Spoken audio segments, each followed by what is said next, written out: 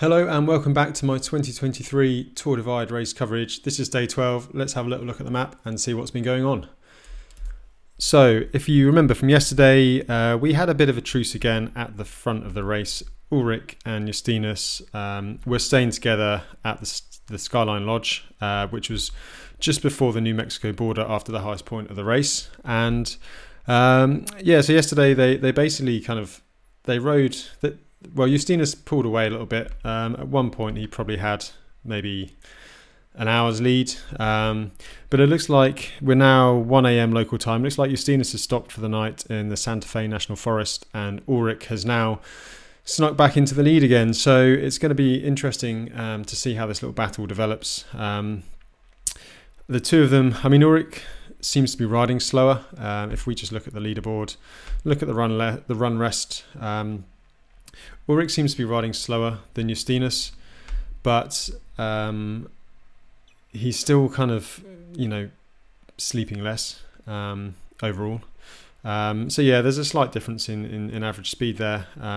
So it's going to be interesting. It's going to be a drag race to the finish, I think. Still over 500 miles to go, so it's going to be tough for both of them, and it's going to be some flat sections coming up. I'll just show you where they've been on Ride with GPS. The high point of the race was up here, Indiana Pass. I'll just zoom out so you can see me. Of course, this is on Sarah Swallow's amazing Tour Divide guide over on Ride with GPS, which has been really invaluable. So yeah, they stayed down here, and then they had the pass, the La Manga Pass we discussed yesterday. And then as you can see, yesterday was a series of climbs, but the descents were always slightly longer than the previous climb, all the way into the town of Abiquiu, and that is down here. Now this can be a bit of a tricky resupply. There's a gas station, and probably one of the best gas stations on the whole race. It's like a Whole Foods supermarket type thing, so you can actually get like fruit and vegetables, which is quite rare on the Tour Divide route. But it only opens at 7 a.m. and it shuts at 9 or 10, I believe. I know that because in 2019 I had to wait half an hour out the front for it to open because I didn't have any food or water for the next section, which is the Santa Fe National Forest. Now it's a fairly long climb up. I can't actually remember the name of this climb. If anyone can remind me in the comments, that'd be much appreciated. And as you can see, both riders are through here before the long drop down, and then they've got a very long road section. So they're going to have some respite from the off-road riding and the climbs shortly. The route is getting much flatter, but it's by no means done. Let's just, well, firstly, I'll just say thank you to Holyfat, as always, for supporting me with this little venture of mine. So nut butters and nut butter bars, I use them on my long, steady rides. They're great for these endurance efforts. So yeah, check those guys out, and see if that kind of thing is of interest to you. Let's just have a little look. While we're on the leaders, I'll just sort of wrap those guys up first because I've got some interesting stuff from them. So this was Ulrich's Instagram. So this would have been where they stayed, Skyline Lodge. Now it looks like they stayed together. They have these little wooden huts and things as part of the lodge for accommodation. They've obviously arrived at a very similar time and decided to split a room. Now a few people have been asking whether that's kind of okay within the rules and stuff. And yeah, I mean, I think plenty of people split rooms. If you're in a place at the same time, then generally people, unless they really want to be alone, they tend to split the cost because it can be quite pricey at these places. So yeah, the two of them stayed together, obviously left together, and then at this point of the race, I've said it before, you're never really riding together. Even if they look really close on the tracker, they're quite often just you're quite often probably 100-200 meters apart, because your body can only do what it can do at this stage of the race. 12 days in, there's a lot of fatigue, and the energy just comes and goes in waves, and you kind of have to just listen to your body, and you can only do what you can do. So yeah, this is Ulrich at dawn. It looks like probably La Manga Pass, as he's on the tarmac. That would have been probably the only tarmac he would have been on until they got into Abiquiu. This is the steep old climb up to Brazos Ridge. It's probably a bit of a hiker bike. You probably could ride it, but again, at this stage of the race, with that amount of fatigue in your legs, you're probably going at a walking pace anyway, so you're better off just getting off and pushing. And yeah, it looks like a bit of snow up there. I mean, Colorado there was talk of heavy snowpack, and Brazos Ridge, although it's New Mexico now, There can be quite a lot of snow up there, and it looks like there's still a bit of snowpack, but it's quite easy just to walk through. And yeah, they would have been there quite early in the morning, judging by the timings. So that should have been fairly firm. I suspect if you got there later in the day, it would have been quite soft and a bit harder to get through, just because of the snow melt. But you can see, you can get through quite easily there. It looks like he's had a little bit of a mechanical. I know he changed his bottom bracket back in, was it Silverthorne on Steamboat Springs? Maybe it just wasn't quite tightened up a bit. I mean, you're riding your bike so much that it's just things are gonna rattle loose. So it looks like his crank's fallen off the end there. Hopefully not a major problem, as long as he's got the bolt. I think those ones, the bolts are retained in it. So I imagine it's just gradually worked its way loose and popped off. And hopefully he can just put it on there and tighten it up. He's still moving on the tracker, so hopefully there's no real issue there for him.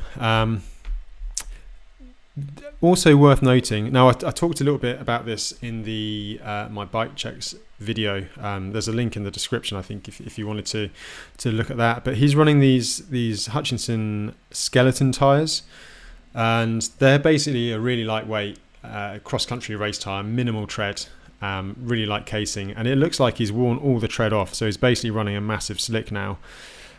There's a lot of road coming up. There's probably a good 200 miles of tarmac, if not more, maybe 300 miles of tarmac in New Mexico through the desert. It can get really hot. The roads aren't particularly smooth. They're quite abrasive.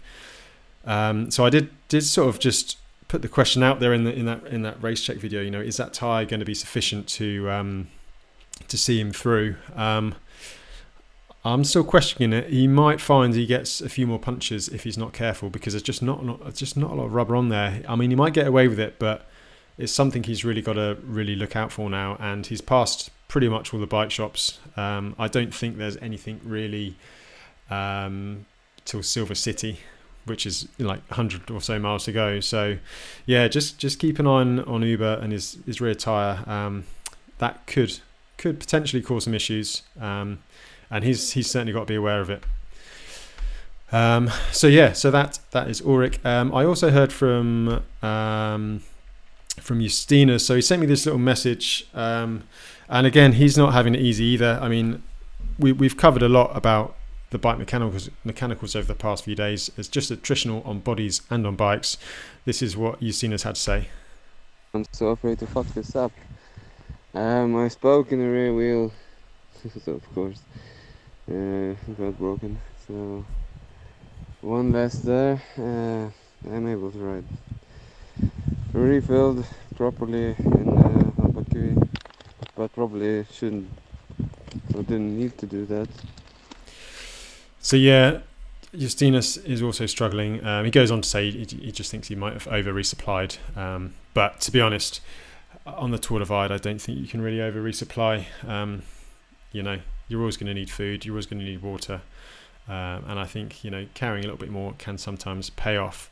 So yeah, Justinus has broken a spoke. It sounds like it's not going to hopefully affect him too much. Like I say, there is a lot of tarmac, so if you're going to break a spoke anywhere on the Tour Divide, then probably you want to be doing it in New Mexico, when there's probably the biggest percentage of tarmac on the race.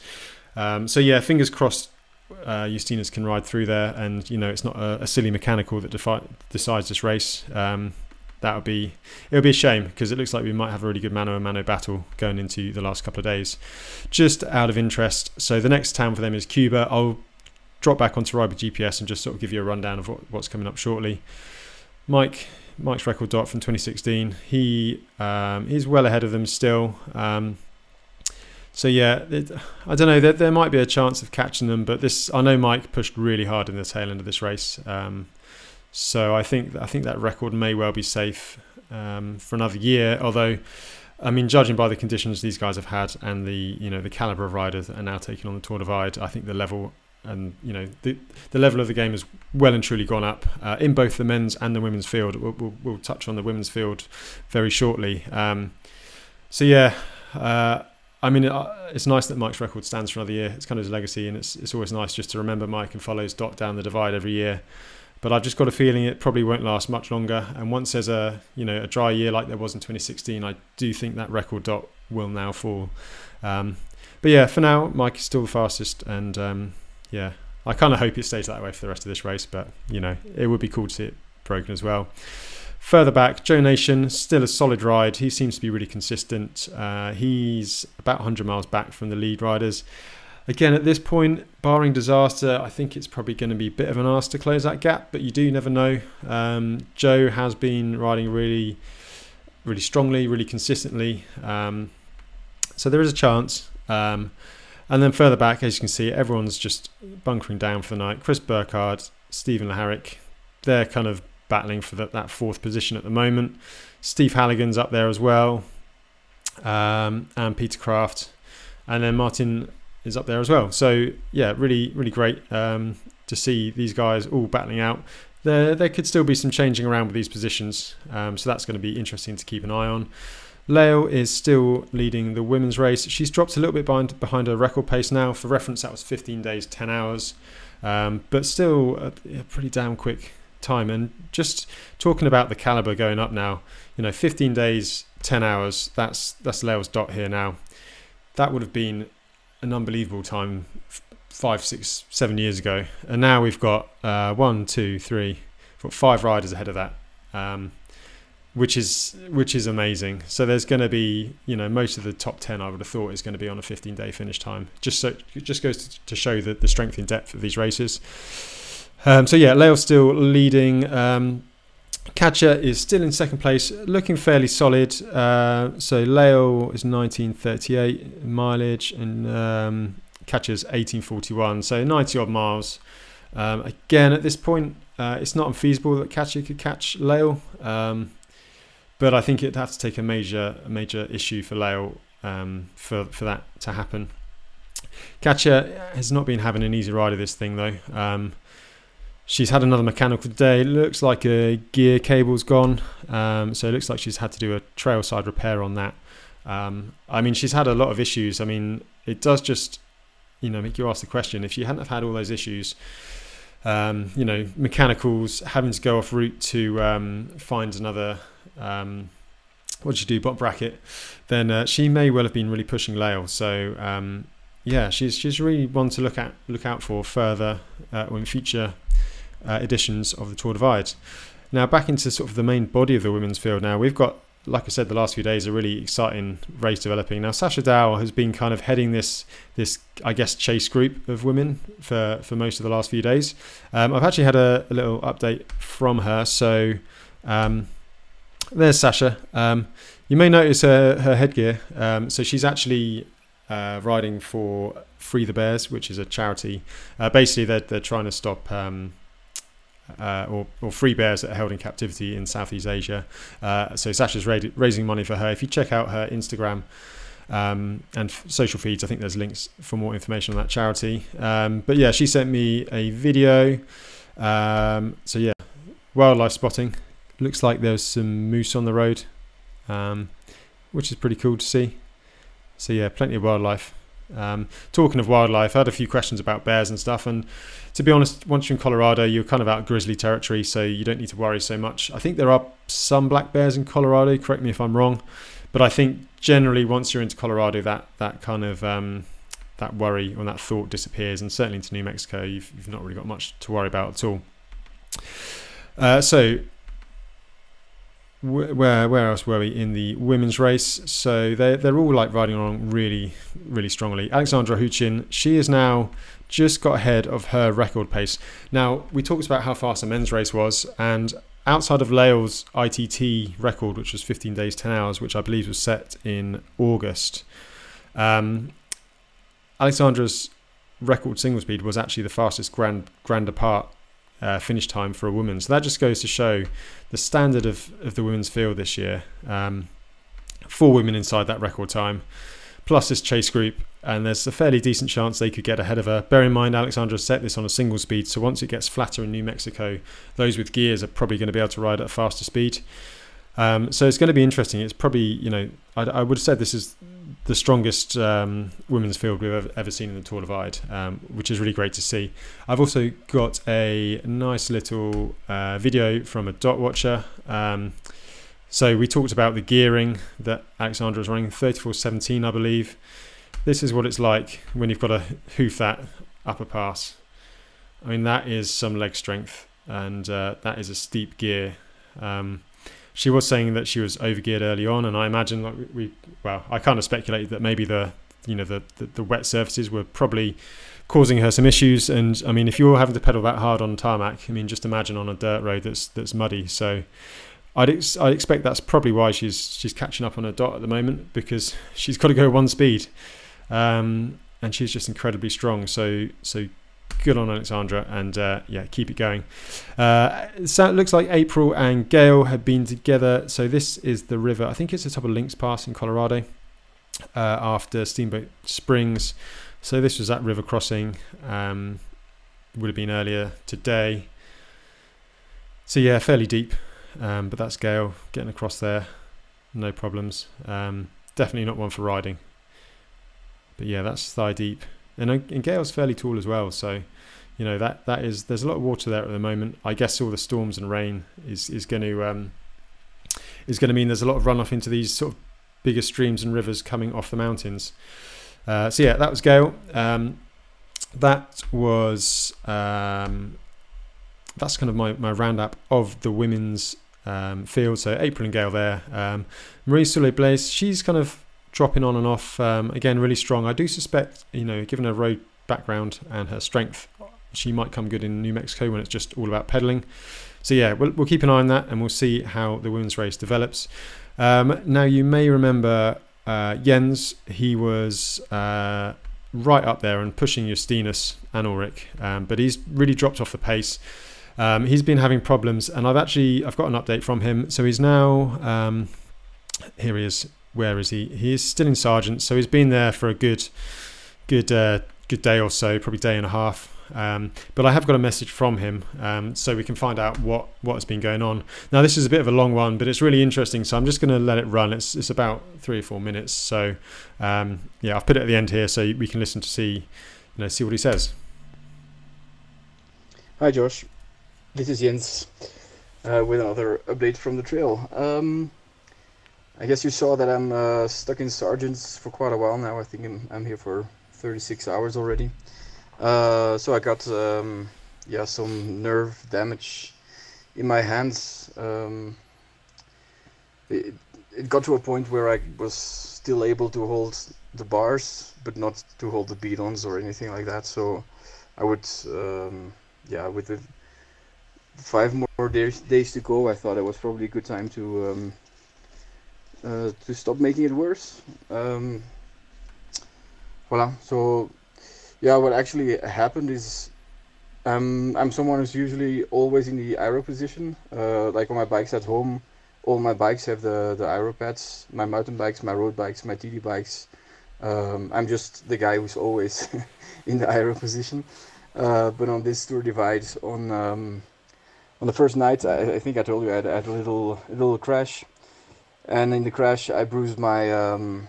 Yeah, one of the things was that I bruised my forearms, at least the left one. I had some wounds there, which made it uncomfortable, obviously, to lie in the aero position.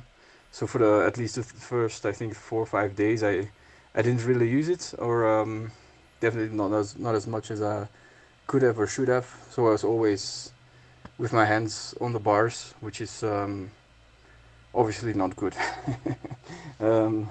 So yeah, the nerve damage got a bit worse and worse, and at some point I thought it doesn't make sense to make it worse. And I'm sure if I would have ridden 2 more days, I would not have been able to hold the bars anymore, and might do some permanent damage as well.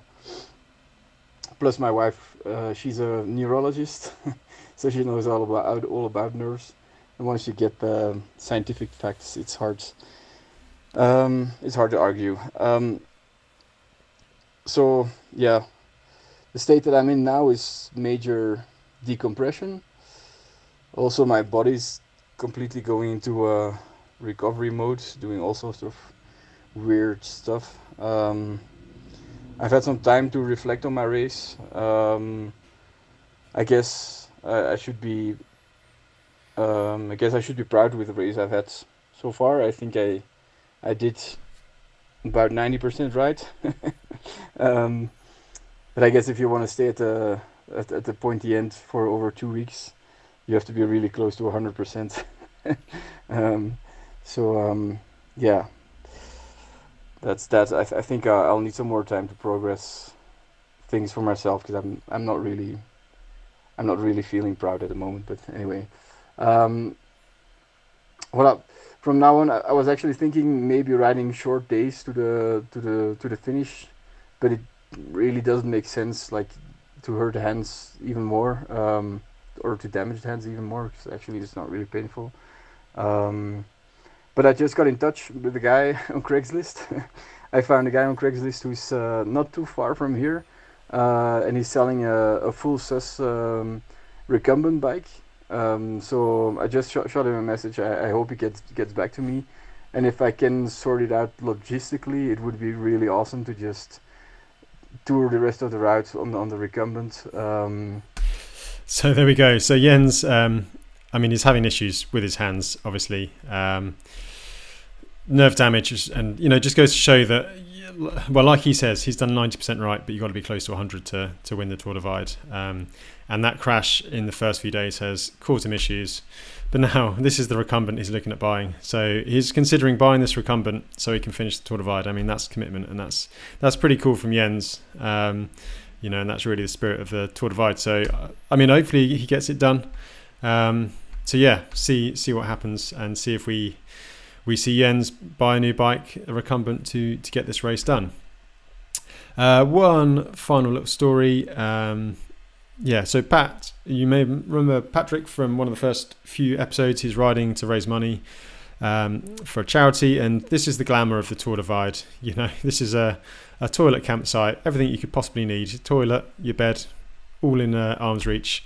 But yeah, it looks like even further back in Wyoming, it looks like they're having some snow now. So don't forget about the guys further back who are also getting that horrific weather. We're seeing the sunshine of New Mexico now and Colorado.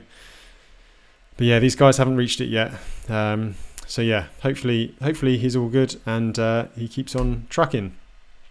Now, before I finish, let's just have a little look and see what the riders, certainly the lead riders, are going to be experiencing the next few days. So they're currently in this Santa Fe National Forest. Now that's all fairly fast rolling dirt roads. There's a bit of a climb up, but yeah, nothing too much to worry about. I'll turn the volume down a little bit for you. So yeah, kind of fast rolling forest roads. In the trees a little bit. Might be some respite from the heat, but yeah, you're still getting pretty warm down here. But at least you're not in the altitude too much. This is the top of the main climb, and as you can see, it's nothing kind of major. You could drive that road probably in a car very easily, so they shouldn't be having any issues riding that. And then if we just check out Ride with GPS again, as you can see, on the map here, so the checkered lines are the off-road sections.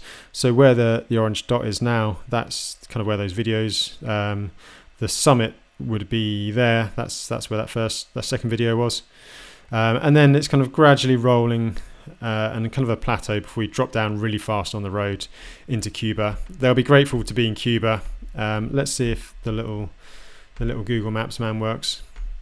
So there's a 24-hour gas station in Cuba, and there's a McDonald's en route, which for most of the time you wouldn't be too over enthusiastic about it.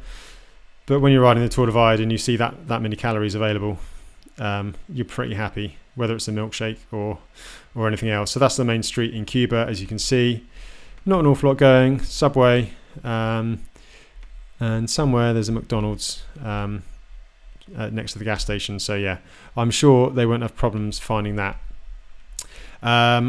Once they're through Cuba, they're on the road for a fair old while, pretty much till Grants. Well, the whole way to Grants.